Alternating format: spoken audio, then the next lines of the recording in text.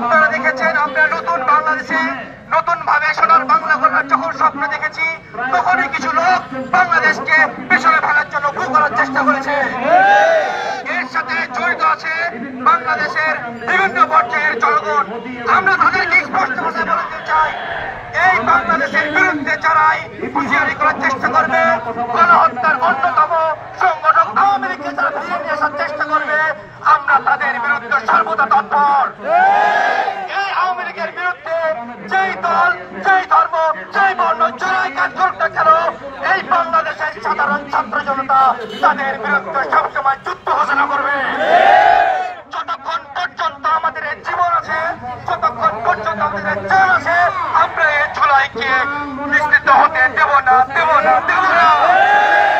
আমরা লড়াকু সৈনিক, আমরা বাংলাদেশের সবসময় জাগ্রত ছাত্র জনতা, আমরা সবসময় আওয়ামী লীগের বিরুদ্ধে তৎপর। আমাদের বিভিন্ন দল, বিভিন্ন মত, বিভিন্ন বিশ্বাস থাকতে পারে, কিন্তু আওয়ামী লীগ প্রশ্নে আমরা সবাই এক, আওয়ামী লীগ প্রশ্নে আমরা সবাই ঐক্যবদ্ধ। তাই এই বাংলাদেশে আওয়ামী লীগকে বিচারের আওতায় এনে যত দ্রুত সম্ভব তাদেরকে বর্জন করতে হবে।